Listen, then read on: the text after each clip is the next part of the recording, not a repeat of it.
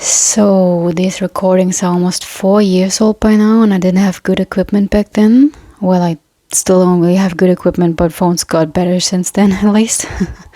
Now, as you maybe can distinguish somewhere in the pixel bath, I have drawn everything with graphite first, and I'm also using a grid to not get lost on the big canvas. I'm in fact a certified scenery painter. I learned in the German opera in Berlin, and we had to paint pieces that were about 2 by 3 meters big, so grids were an absolute must, and it has become a standard modus operandi for me.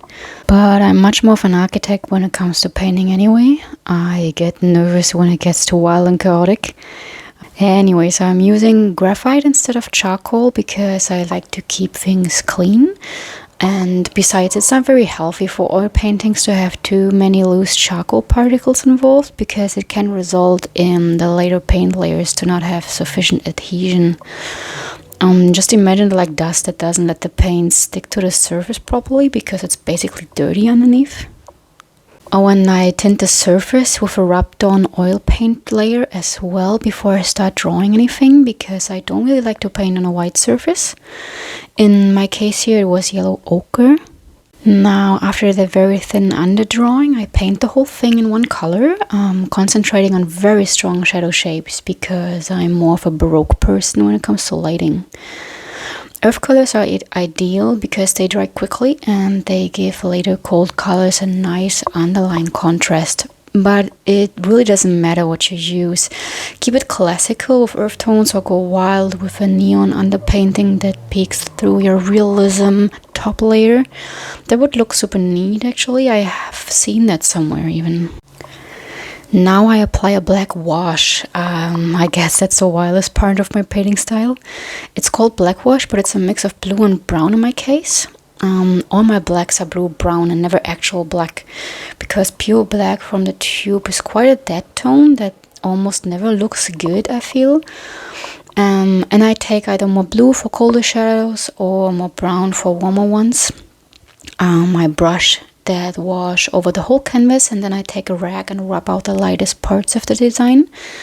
And this whole process gives the painting already an insane amount of depth that translates to the later layers. I maybe should mention that I use zero paint thinner like turpentine or mineral spirits. Just a little bit of walnut oil if really needed, but most of the time I use the paint straight from the tube. Even for cleaning the brushes, I use a specific cleaning soap that's based on linseed oil to keep things simple and, more importantly, non-toxic. Because I have a cat and I'm also super clumsy at times. I will talk a bit more about my materials of choice in another video.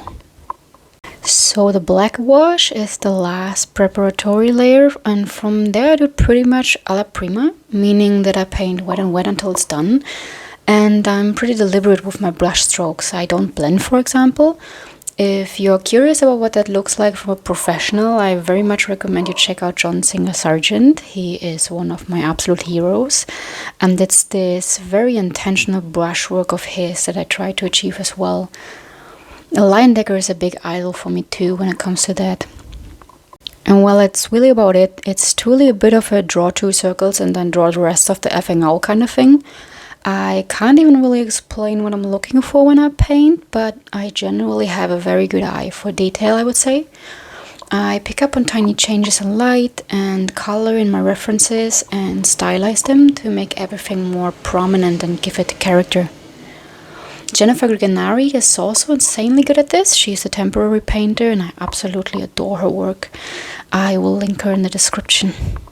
Fun fact, the octopus was actually a dead kitten in my original photo. That was a bit too high on the morbidity meter for me, so I changed it.